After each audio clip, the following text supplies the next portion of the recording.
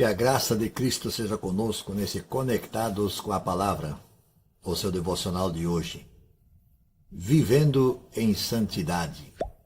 Recorro ao texto de 2 aos Coríntios, capítulo 7, versículo 1, onde o apóstolo Paulo assim se expressa.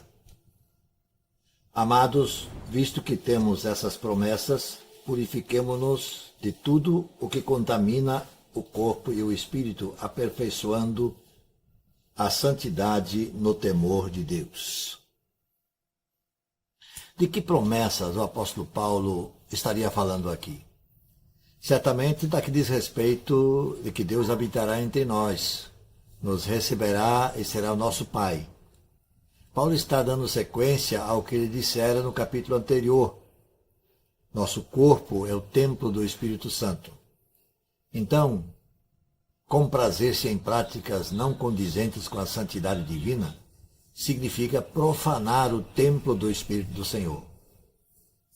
Isso pode ter uma aplicação coletiva, referindo-se à igreja, por exemplo, bem como uma aplicação individual e pessoal, referindo-se à pessoa como indivíduo.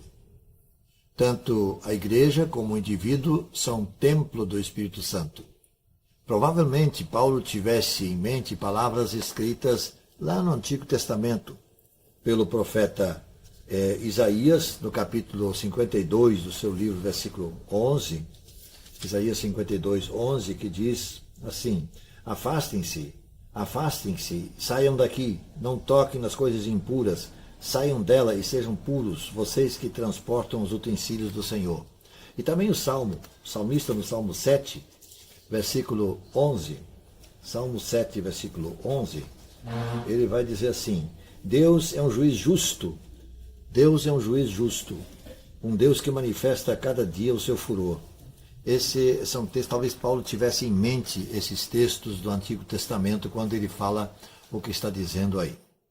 Esses textos que afirmam que Deus é um Deus de relacionamento exclusivo e carinhoso com o seu povo, aqueles que lhe são caros. Ele deseja ser um pai disposto a nos corrigir quando vacilamos na caminhada.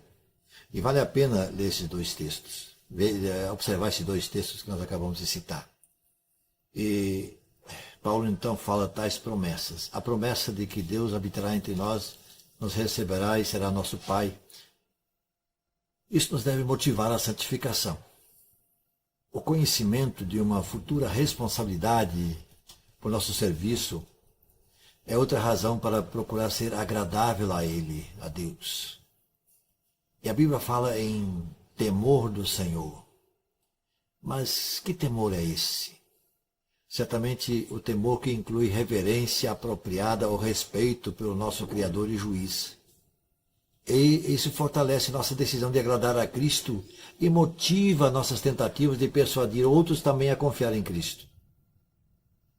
Atanásio, um dos pais da igreja, ele se expressava assim: para pesquisar as Escrituras e verdadeiramente entendê-las, precisamos ter uma vida honrada, uma alma pura e a justiça de Cristo.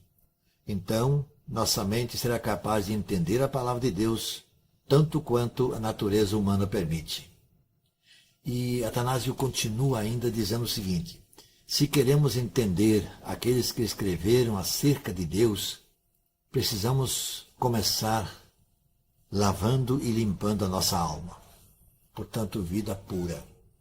Deus, que é puro, exige que nós busquemos a pureza que Ele pode nos fornecer. Que Deus nos abençoe. Vamos orar juntos?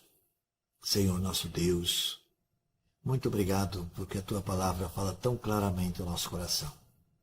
Possamos entendê-la, possamos buscar cada vez mais aplicá-la no nosso viver. Em nome de Jesus. Amém.